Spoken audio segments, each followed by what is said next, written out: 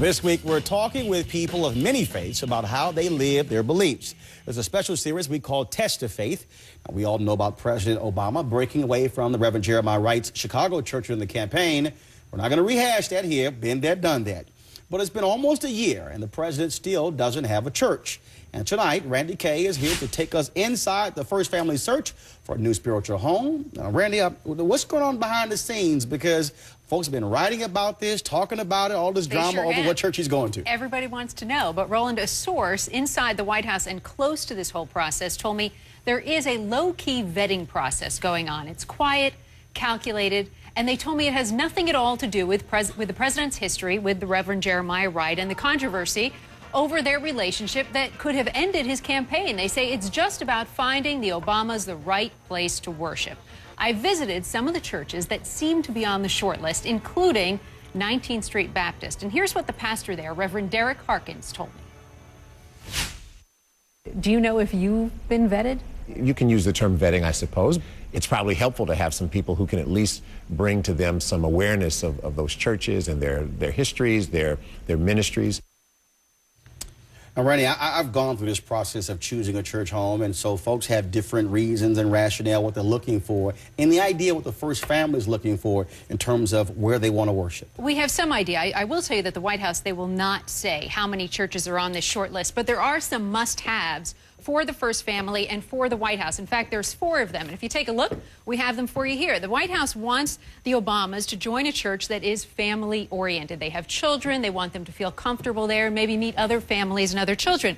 They want to find them a church that serves the needy and really reaches out to the community and those who need something in the community. They're very concerned that the church that they choose will be able to handle high security. They may even need metal detectors at the church because they'll need Secret Service, and there'll be lots of people who want to maybe come to the church and see the Obamas. And they also, of course, want a church that is close to the White House. In fact, one of the churches that we visited, the First Baptist Church, is just about 6 blocks from the White House, Roland.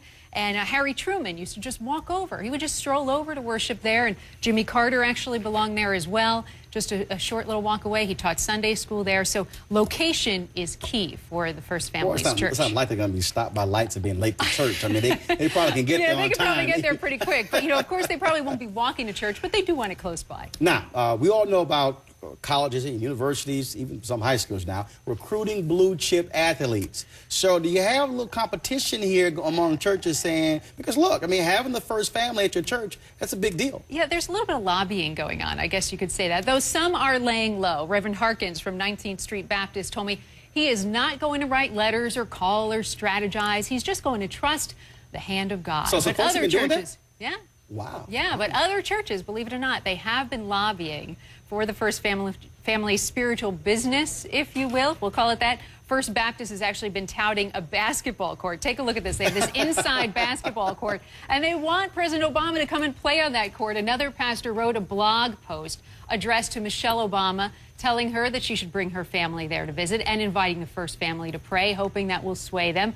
The White House says it has received hundreds of invitations. And, of course, with Easter right around the corner, a lot of people want to know, where will the First Family go? And also, churches don't mind big tithers, and so with the money they make, I'm sure they wouldn't mind that 10%. And actually, the churches do really well. As a result, they get a lot of attention, a lot of people join, and actually, it benefits them. All right. Randy, thanks so much. We appreciate it. Sure.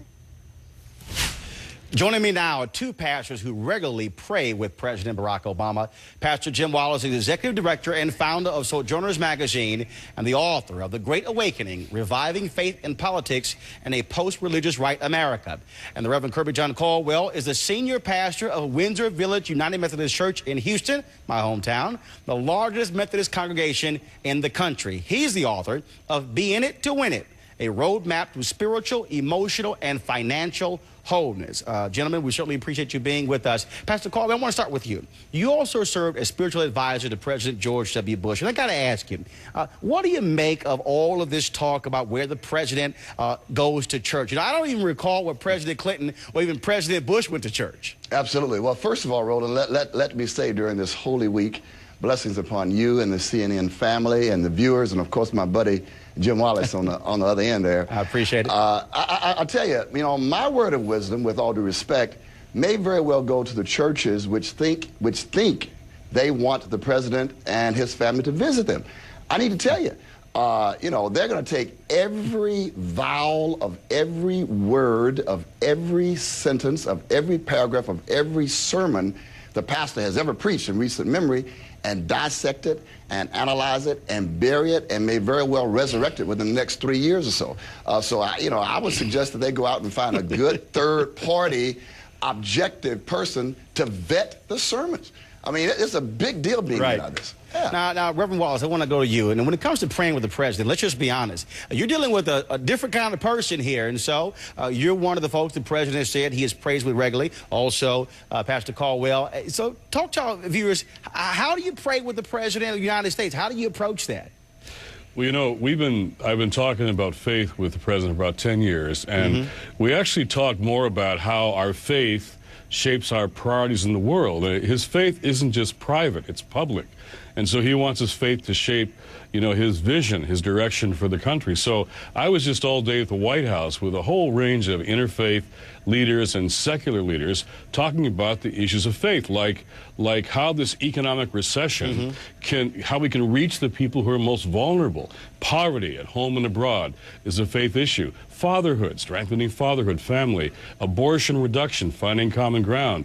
The environment, we talked about that. We talked about how interfaith dialogue and action could change the country's sense of religion. So it's less important. I hope he goes to church at a good place for the girls and the family. More important is how his faith can shape his priorities and his leadership, and that's what I'm looking for. Pastor Caldwell, your calling is to serve God first and man second. Now, if there's a decision the president has to make that goes against your beliefs, are you willing to convey your prophetic voice as opposed to thinking about it through a political prism?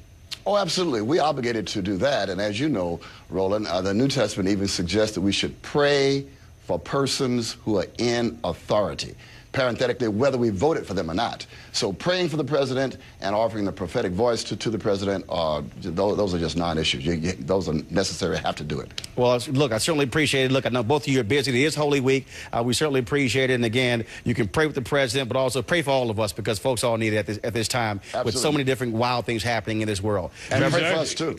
He's actually asked us this in the Oval Office when he met with his new council. He said, I want you to feel free to disagree with me when you do, and do it publicly. Well, that is biblical because you have people who are prophets who also criticize those who are kings. Gentlemen, I certainly appreciate it. Reverend Wallace, Pastor Caldwell, thank you so very much. Thank you, sir. Thank you, Roland.